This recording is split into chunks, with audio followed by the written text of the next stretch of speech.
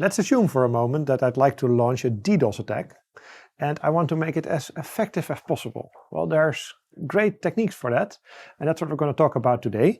Thank you for joining. My name is Jan Koning. I'm CTO of Ontoit, and from our Security Operations Center floor, we present you a Threat Talks deep dive, and today's subject is DNS amplification and reflection. Let's get on to it. Welcome to Threat Talks. Let's delve deep into the dynamic world of cybersecurity. Let me briefly introduce our guests. We have Rob Maas, who is the field CTO of Ontoit, and Luca Cipriano, who is a threat intel specialist at Ontoit.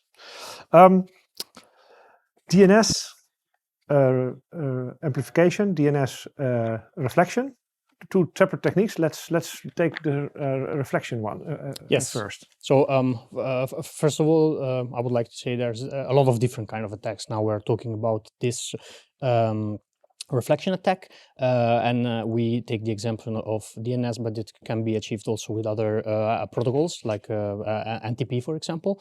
The important thing is that we are not talking about a vulnerability or something that can be fixed, but we're talking about attackers basically leveraging normal functionalities of a protocol to achieve their end goal. So for the reflection part, let's assume I'm the attacker. You are the DNS server, and Rob is the victim. What I'm gonna do, I'm gonna just basically send a DNS request to the server, but I will spoof my source IP as if it was Rob that is basically send the request to the DNS server. So when I'm gonna send a request to the information about a website and request the IP, then you're gonna reply to Rob instead of me. Now let's. Why wouldn't you directly do this to Rob then? What's the benefit? To achieve the DDoS. So now basically let's talk about making this with a botnet. Then you will have like hundreds of thousands of devices with the spoofed IP of Rob that will ask this, they will send this request to different DNS servers, and then you have all these DNS servers basically overwhelming Rob with the replies. This works because it's UDP, right? Because if it were TCP, we would first set up a session. Yeah, but you have also these TCP attacks for the DOS, but they're done in a different way. They, for example, you have SYN attacks that they leverage just part of the three-way handshake. But I mean, there's a lot of ways to do that. But in this case, yes, it's UDP. Okay, so reflection, Rob. I'm sorry that I attacked you in this example. I'm barely alive now, so. Can you anything do against that? Against me? Or can I do anything? It's really hard. We can say, of course, we have two victims. Of course, me that's get overloaded with all the information, but also the DNS service that's being misused for this attack. The downside here is basically it's basically a default DNS mechanism. This is how it works. So it's hard to implement countermeasures for it. But on the DNS side, you can take some. The first question basically is, should that DNS server be publicly be reachable? Should everyone be able to do the request on the DNS server? If not, then you should limit the scope. If that's the case, then you can also implement some kind of block list on known IP addresses that are part of a botnet. It's hard to do and you need to still keep it up to date. But there are some services that can do that for you. We talked about the Mirai botnet last time, and I mean, me as a DNS server, how do I know whether this is a hacked router of a home user or someone who? They will pop up in certain attacks, and then people will, the threat intel specialist like Luca will put them on a list, and that list will be then loaded into firewalls to block basically those sessions. But hopefully we have other measures that will hopefully cover later this threat talk. This is basically what we can do. It's not really effective. Okay, well let's see how much more worse it gets. Luca, amplification. Yes. That's the other part. So that sounds. We talked about that in the main threat talk a couple of weeks ago. The analogy of the snowball. If you throw a snowball, well, you better throw it at the roof on top of the person you are attacking, and then the whole roof depletes basically on your head. So it's something like that, probably. So yeah, that's similar. So what the attacker here is wins is that he uses a small effort to produce like a huge attack.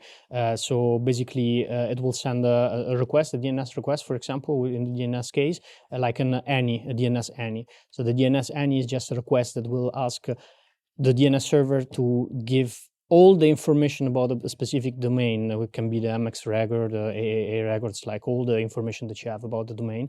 So as you can imagine, the request is like quite small, but then the DNS server will basically reply to Rob a lot of data. So this contributes in like higher in the volume of the attack, and that's consuming the bandwidth. And yeah, so that's the whole fun of this from the attacker's perspective, right? yeah, I mean, that's basically easier. because if you would use your botnet to directly attack Rob, I mean, you can also you can do that as well, but this is way more efficient. Yeah, because this way. what's the typical But amplification number? also because like as Rob mentioned before, that sometimes maybe you can have like a blacklist on IP addresses, but in this case, like I spoof also the IP address, so that's a bit more difficult. And like blocking DNS replies, like how do you You're determine supposed to if get it's those, yeah, exactly. You can't block How do the you Google determine DNS if they're not servers, good? Yeah, how do you know? Like how does Rob know? What's typical amplification? I mean, what are we talking about? Is that twice as much or? Can be like 10 times more, I would say. So it's like really. Yeah, so if it's 10, then if you have 1 terabyte connection with all your botnets, you suddenly have 10. Yeah, exactly. It's a fundamental. Well, it gets worse. Yeah, if I'm not already dead, I'm now. And again, it's also a common feature of, in this case, DNS. So it's also hard to defend against. Depends also again on the DNS server setup. Yeah, why would I need such an any packet? I mean, what's the use case of me? If suppose I host a zone like onto.net, and why would I respond to? That's a good question. So that's one of the features of one of the things you can do to defend against, at least as a DNS server, to become not part of such an attack, is basically to say, okay, I will not answer to any request and only to very specific requests. So to records or quad A records or MX records, etc. So that would be a good countermeasure to prevent that you are being used in an amplification attack. Yeah, or limited, like it's like Exactly. if you only can do 2 A.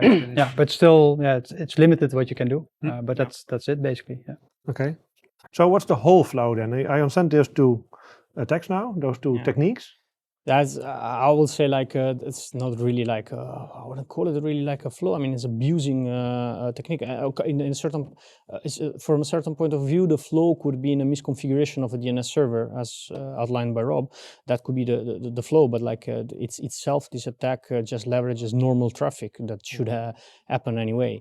And basically, what happens, like then the result is that the bandwidth gets clogged and the resources like So it starts by renting a botnet, a bit like Mirai, and then figure out DNS server or servers. Yes. That suffer from that are like by definition of the protocol suffer from this. Yeah. And then Rob gets flooded. Yes. Basically. Well. Yeah, game over. Game over. Yeah. Yeah. Now it's. Well, we discussed last time. There's 2 different attacks. This is probably the one that's more related to the bandwidth. Yeah, could be depends a bit on the protocol. Like last week already being said, it's hard to defend against DDoS attack because they tend to come everywhere. And now in this case, they come from mostly valid DNS servers. Yes. So you cannot basically block them because then the internet for you will basically shut down. But what you can do, you have a few things you can do. A lot of firewalls nowadays have some kind of DDoS protection. It's still limited, but at least you can take some countermeasures there. For example, just random drop traffic, or check what kind of sources are really flooding your firewall, and then at least block them for a certain period of time. Yeah, that's what you can do. And if you really have, for example, a web server that needs to be up 24/7, then you should implement external service that basically can handle all the traffic, like Cloudflare offers. But yeah, it's hard to completely mitigate a DDoS attack. Yeah, you can think about redundancy, you can think about load balancing, you can think about cloud solutions, but that's tough. And that's when you defend you. But I'm in this example, the DNS server. Anything? You mentioned make sure that the amplification is less, but me sending responses. Is there anything I should reconfigure? No, I think that's really hard. It's you can of course turn off the DNS any feature. So you don't respond to that, but in the end it's your DNS server, so your job is to respond to a request, and you don't have the ability to see if that address is being spoofed or not. That's really hard, especially on public IP addresses. If it's running on your internal network, then maybe you can see, okay, this IP address should not come from this side, from the other side of the router, then you can basically drop those requests as well. But that's already far stretched in the mitigation. Yeah. So in the end, we kind of need some way to handle bandwidth. In the this is just. Yeah. If Luca really has bad intentions, then we should really go for some way that we can handle all that bandwidth that's being generated. Yeah. Well, interesting to see how the source of the attack basically is in a completely different infrastructure than the victim, and therefore that makes it quite difficult. It's not like you are the vulnerable. You can't patch or anything in this case, or change your network infrastructure. All right, gentlemen, thank you. Thank you for these insights. There are a few infographics available, so if you need to present something about the subject, for example, or you want to dig into the details of these kind of techniques, go to our website, threat-talks.com, and we have them all available for you. If you liked this video or this podcast, please like us, subscribe to it so you won't miss the next one. We have every month we have an extensive threat talk, and then in the weeks after that we have a deep dive such as this one. Be sure to subscribe so you'll get the next one automatically in your inbox. Also, please respond in the comments or send us feedback at team@threat-talks.com. That's difficult. We're still practicing. True. Yeah. And then from the Security Operations Center floor here at Ontoit, I thank you very much and hope to see you next time. Thank you for listening to Threat Talks, a podcast by Ontoit Cybersecurity and M6. Did you like what you heard? Do you want to learn more? Follow Threat Talks to stay up to date on the topic of cybersecurity.